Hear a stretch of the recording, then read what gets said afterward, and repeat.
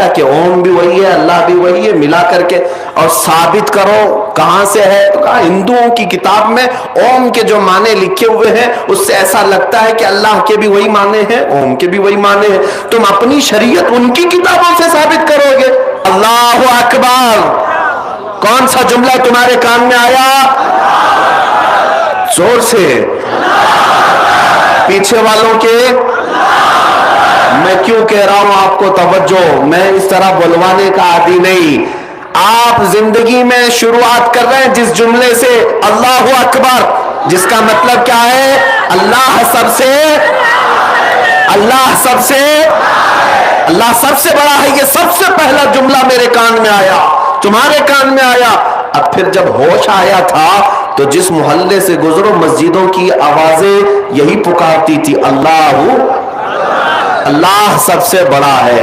میں یہ آواز سن کر کے مسجد میں اندر گیا, امام صاحب مصلی پر کھڑے تھے, تکبیر باندھا تو کیا کہہ کر اللہ سب سے بڑا ہے, اللہ سب سے بڑا ہے. میں تو ہاتھ باندھ کر کھڑا ہوا, کسی کے سامنے جھکتا نہیں تھا. امام نے یہ کہہ کر کے جھکایا اللہ ہو. امام نے کیا کہا؟ اللہ اکبر کہا, میں جھک گیا, اٹھا. پھر اس کے بعد ہم تو پیشانی کس کے لیے رگڑتے تھے؟ نہیں رگڑتے, لیکن امام نے جب یہ کہا اللہ اکبر, میں نے پیشانی بھی رکھ دیا. عزیزان گرامی, کیا تمہیں احساس ہے؟ میں ہاتھ باندھ لیا اللہ اکبر پر, سر جھکا لیا اللہ اکبر پر, پیشانی ٹیک دیا اللہ اکبر پر, میرے سارے اعمال اللہ اکبر پر. حتیٰ کہ وقت آیا میری موت کا, جب سانسیں رک گئی, کفن پہنا دیا گیا, جنازے میں لا کر رکھ دیا گیا, امام جنازے پر آ کر کھڑا ہوا, صفیں لگ گئی, امام نے رکعت باندھی, کیا کہہ کر؟ میں دنیا میں آیا تھا اللہ اکبر کہہ کر کے, دنیا سے جا رہا ہوں تو میری پوری زندگی یہی ہے میرے عزیزو. آپ کی میں کہہ رہا ہوں, ہر مسلمان کی زندگی وہ شروع کرتا ہے اس بات سے کہ اللہ سب سے بڑا ہے, اور دنیا سے جاتا بھی ہے تو یہ اعلان کرتے ہوئے کہ اللہ سب سے. کوئی پرائم منسٹر, کوئی پریزیڈنٹ, کوئی کچھ بھی ہو, کوئی بادشاہ ہوگا 4 سال کا, ہوگا 5 سال کا, لیکن ہر زمانے میں ہر وقت اللہ سب سے بڑا ہے. اللہ, یہ باتیں میں اس لیے آپ کے عقیدے کو مضبوط کرنے کے لیے کہا. اب پہچانو ان لوگوں کو جو یہ کہتے ہیں اللہ بھی ایک ہے, اوم بھی ایک ہے. یہ حالات آ گئے آج میرے عزیزوں. بعض لوگوں کا ایسا لگتا ہے کہ میں ان لوگوں کا سختی سے رد کر رہا ہوں. میاں ذرا عقل سے کام لو. تمہارے سامنے جب کوئی بھی مولوی کا چہرہ ہے, کوئی بھی مولوی کا چہرہ ہے, چاہے میں بھی ہوں, جب تک اللہ اور اس کے رسول کی بات ہو تم سر جھکا لو. یہ میرے مصطفیٰ کی شریعت ہے. حضرت عمر فاروق رضی اللہ تعالیٰ عنہ, میں آپ کو کیوں کہہ رہا ہوں؟ اس لیے کہ کوئی مولوی صاحب ابھی پورے ہندوستان بھر کا ماحول خراب کیے ہوئے, انہوں نے پتہ نہیں کہاں سے کون سے خواب میں ان کو نظر آیا کہ اوم بھی وہی ہے اللہ بھی وہی ہے, ملا کر کے اور ثابت کرو کہاں سے ہے. تو کہا ہندوؤں کی کتاب میں اوم کے جو معنی لکھے ہوئے ہیں اس سے ایسا لگتا ہے کہ اللہ کے بھی وہی معنی ہیں, اوم کے بھی وہی معنی ہیں. تم اپنی شریعت ان کی کتابوں سے ثابت کرو گے, ہماری شریعت میرے مصطفیٰ کی حدیثوں سے ثابت ہوگی. کسی اور دین کی کتابوں کا میرا دین محتاج نہیں ہے. اسلام ثابت کرنے کے لیے کسی بھی دوسرے مذہب کی کتاب کی بالکل ضرورت نہیں. اسلام کے پاس کیا کمی ہے؟ کون سی دلیل نہیں ہے؟ پیدا ہونے سے لے کر قبر میں جانے تک کا ہر مسئلہ اگر کسی دین میں موجود ہے تو وہ میرے مصطفیٰ کی شریعت میں. ہم دوسروں کی کتابوں سے یہ ثابت کریں گے اس کا معنی بھی وہی, اس کا معنی بھی وہی ہے. اب میں آپ کو ایک بات بتا رہا ہوں, میں ایک روایت آپ کے سامنے پیش کر کے پھر آگے بڑھتا ہوں. حضرت عمر کا زمانہ ہے. کون عمر؟ جن کے جلال, جن کے روب و دبدبے سے قیصر و کسریٰ کانپتے تھے, لاکھوں کی فوجیں تھراتی تھی, مسجد میں کھڑے ہو کر خطبہ دے رہے اور فرماتے ہیں اے لوگوں سنو, عمر ابن خطاب آج اپنے کوڑے سے سب کو ہانکتا ہے, کل کو اگر محمد عربی صلی اللہ تعالی علیہ وسلم کے دین کے علاوہ, ان کی شریعت کے علاوہ کوئی نیا مسئلہ میری طرف سے آئے تو تم کیا کرو گے؟ میرے پیچھے چلو گے, میری اطاعت کرنا ہر ایک پر واجب ہے, خلیفۃ المسلمین ہو. تو ایک غریب صحابی دیہات کے رہنے والے کھڑے ہو گئے مجمع میں, کہا اے عمر بن خطاب, جب تک آپ رسول اللہ کی شریعت بول رہے ہیں ہمارا ہر عضو تمہارے لیے قربان ہے, اور جہاں میرے مصطفیٰ کی شریعت سے ہٹ کر بات کرو گے تو تلوار نکال کر بتاتے یہ تلوار ہوگی اور تمہاری گردن ہوگی. وہ غریب صحابی کس کو کہہ رہے ہیں؟ عمر ابن خطاب کو رضی اللہ تعالیٰ عنہ. کہتے ہیں اس وقت میں یہ نہیں دیکھوں گا کہ سامنے چہرہ کس کا ہے, میں تمہارا اور میرا مقابلہ ہوگا میرے مصطفیٰ کی شریعت کی حقانیت بچانے کے لیے. شخصیتیں نہیں دیکھی جاتی ہمارے دین میں. بڑے مولوی صاحب بولے ہیں تو اس کا مطلب صحیح ہوگا نہیں, وہ کچھ بھی بک بک بک بک کر جائیں تو سب صحیح نہیں ہوتا. پہلے یہ دیکھیں آپ کوئی بڑے عہدے والا بول رہا ہے, اونچی ٹوپی والا بول رہا ہے, سفید داڑھی والا بول رہا ہے, ہمیں اس سے غرض نہیں. میں کہتا ہوں اگر پھٹے جبے والا بھی بول رہا ہو لیکن دل عشق مصطفیٰ سے چمک رہا ہو وہ ہمارے سروں کا تاج ہے, وہ ہمارے آنکھوں کا نور ہے. لیکن دل میں حضور کی محبت نہیں اور کسی حکومت کو راضی کرنے کے لیے اول فول بک رہا ہے تو پھر اس سے ہمارا کوئی رشتہ نہیں اور نہ ہی ہماری قائد ہے. اب اللہ اکبر میں نے آپ کے سامنے اتنی بار کہلوایا صرف اسی لیے کہ اگر یہ فتنہ کل کو تمہارے ہاں آ جائے کہ تمہیں یہ کہہ دیا جائے کہ مولوی صاحب بھی یہ کہتے ہیں اوم بھی ایک ہی اللہ بھی ایک ہی ہے, تو کبھی اس کا بھی جاپ کر لو کبھی اس کا بھی جاپ کر لو, کہیں ہمارا نوجوان بہک نہ جائے, گمراہ نہ ہو جائے کہ ہمارے علماء نے جب یہ کہہ دیا ہے تو شاید اس کی تاریخ ایسی ہوگی. ایک بات یاد رکھیں, مولوی صاحب یہ کہتے ہوئے یہ بھی بہک گئے کہ انہوں نے دوسرے مذہب والوں سے پوچھا اوم کیا ہے, تو ان کو لوگوں نے بتایا کہ وہ ایک ہوا ہے, وہ ایک طاقت ہے. مولوی صاحب کہہ رہے ہیں کہ اسی کو تو ہم اللہ کہتے ہیں. ارے پاگلو, ہم ہوا کو اللہ کہتے ہیں؟ ہوا اللہ کی بنائی ہوئی مخلوق ہے, اللہ کی بنائی ہوئی مخلوق ہے. اگر ہوا کو ہی تم اللہ مانتے ہو تو اسی لیے ہواؤں میں آج اڑ رہے ہو. شاید تمہارا عقیدہ ابھی اس اللہ کی تک نہیں آیا. وہ قادر مطلق جس پر ہم ایمان رکھتے ہیں وہ اللہ کیسا ہے؟ وہ اللہ رب العزت, وہ جسم و جسمانیت سے پاک ہے, مکان و مکانیت سے پاک ہے, انسانوں کے بس میں آنے سے پاک ہے, ہر عیب سے پاک ہے. اللہ رب العزت بے نیاز ہے, وہ کسی کا محتاج نہیں. ہمارے یہاں جو تصور ہے اللہ کا وہ بہت الگ ہے, بہت الگ ہے. مجھے بتاؤ ہے مسلمانوں, حیدرآباد میں ہزاروں مسجدیں ہوں گی, آپ نماز کے لیے جب جاتے ہیں تو کیا محراب میں یا سامنے کی دیوار پر اللہ کی تصویر بنی ہے؟ چلو حیدرآباد میں نہیں, کسی دوسرے شہر میں ہے, دوسرے ملک میں ہے, کہیں سنا آپ نے؟ پوری دنیا بھر کی مسجدوں میں جا کر دیکھ لینا, اللہ کی کوئی تصویر نہیں بنائی گئی. یہی تو تمہاری خصوصیت ہے مسلمانوں کی, جو بغیر اپنے خدا کو دیکھے سجدے میں گر جاتی, بغیر دیکھے سجدے میں گرتی ہے اور اس کا یقین ہے کہ اللہ ہے. ہاں, یہ وہ دوسرا تصور تم کہاں لا کر فٹ کر رہے ہو جن کو سامنے رکھنا پڑتا ہے پھر جھکنا پڑتا ہے, سامنے رکھنا پڑتا ہے پھر جھکنا پڑتا ہے. اور مذاق تو مذاق.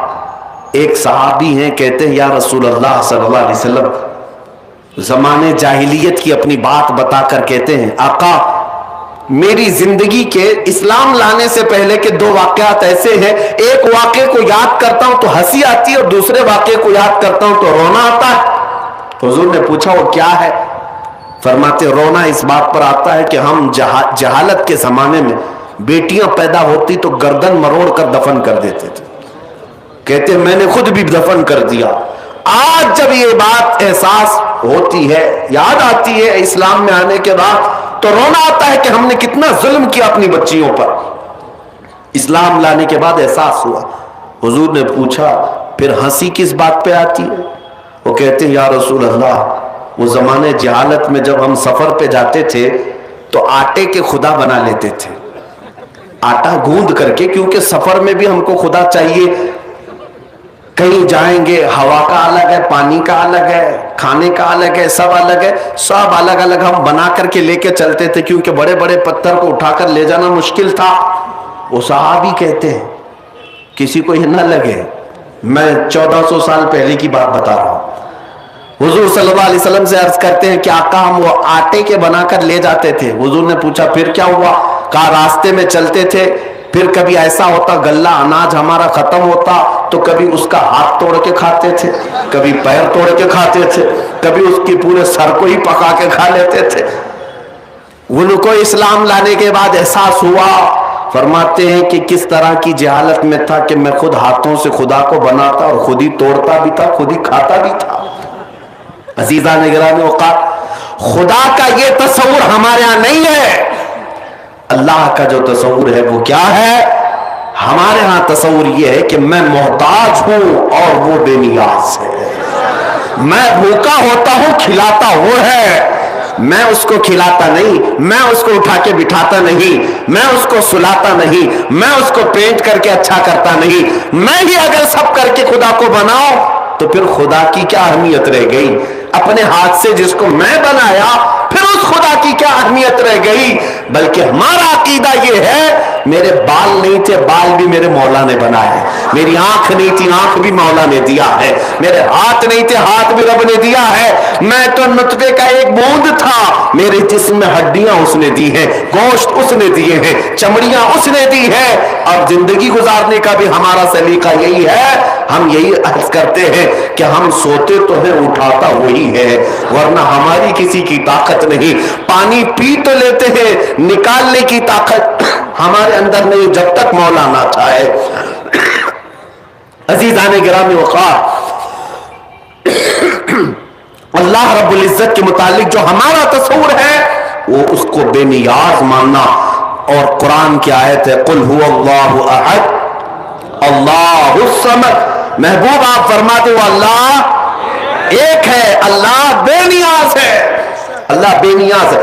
اب میں آپ سے آپ کا عقیدہ پوچھ رہا ہوں، آج بہت ضروری ہے یہ، کیا آپ بتاؤ ہواؤں کو خدا کہتے ہیں؟ ہوا خدا ہے؟ بارش خدا ہے؟ طاقت خدا ہے؟ یعنی کوئی بھی طاقت دنیاوی؟ اللہ رب العزت یہ چیزوں کا نام نہیں ہے، یہ سب چیزیں تو اس اللہ نے پیدا کیا، اس اللہ نے پیدا کیا۔ ایک صاحب آئے، سوال تو دیکھیے، ایتھسٹ جو آج ناستک جو ہے، جن کو کوئی خدا کو ماننا ہی نہیں ہے، وہ گمراہ کر رہے ہیں۔ اب کچھ ایکس مسلم نام سے ہمارے دجالی ٹی وی والے بہت ان کا آؤ بھاؤ کر کے بلاتے ہیں، دعوت دیتے ہیں، ان کو بٹھاتے ہیں، ڈیبیٹ کرواتے ہیں۔ میں تو اکثر یہی کہتا ہوں یہ بیچارے چینل والے ایسے ہیں جن کا کام تو آپ دیکھتے ہیں روزانہ ہمارا نام لیے بغیر تو دکان بھی نہیں چلتی، ہاں روزی نہیں چلتی، ان کو ہمارے اوپر کچھ نہ کچھ ڈیبیٹ کرنا ہے، اسلام پر، مسلمانوں پر، داڑھی پر، ٹوپی پر، برقعے پر، مسجد پر، کہیں نہ کہیں تو کچھ کرنا ہی ہے، ورنہ تو چینل نہیں چلے گا، مسالہ کہاں ملے گا۔ ایکس مسلم بھی ایسے لائے جا رہے ہیں جو صرف سوا خدا کے انکار پر بیٹھے رہتے ہیں، دلیل دو دلیل دو، کہاں ہے خدا، کہاں ہے خدا۔ عزیزان گرامی وقار، آپ کے اوپر جب ایسے سوال آتے ہیں، کالجز میں ابھی یہ بلا پھیلی ہوئی، یونیورسٹیز میں پھیلی ہوئی ہے، ایتھسٹ بہت تیزی سے لوگوں کے دماغوں کو پھیر رہے ہیں کہ خدا ہے ہی نہیں، اور پھر جب آپ کہتے ہیں اللہ ہے تو آپ سے کہتے ہیں کہ دلیل دو، کہاں ہے اللہ۔ ہزاروں دلیلیں ہیں میرے اللہ کے ہونے پر، خدا کے ہونے پر، لیکن آپ سب سے پہلے اس ایتھسٹ سے، اس گمراہ ملحد سے یہ پوچھو تو انکار جو کر رہا ہے پہلے اس کی دلیل دے کہ خدا نہیں ہے، خدا نہیں ہے اس کی دلیل چاہیے۔ آپ اس کے بعد شرم سے پانی پانی نہ ہو جائے تو پھر مجھے بتا لیں، پھر پوچھو آپ خدا نہیں ہے تو دلیل دے۔ میں پوچھتا ہوں یہ زمین سے یہ سبزہ کون اگاتا ہے؟ یہ جب کوپلیں نکل کر کے آتی ہیں تو اس میں پھول نکل آتے ہیں، اس میں رنگ کون ڈال کر جاتا ہے؟ کون ہے؟ کوئی جنات آتے ہیں، کوئی اور ہوتا ہے؟ کچھ ہے تو بتا۔ کوئی تو ہے جو اس پورے کائنات کے نظام کو سنبھالا ہوا ہے. جو انکار کرتے ان کے لیے آپ پہلے پوچھیں کہ دلیل کیا ہے تمہارے پاس.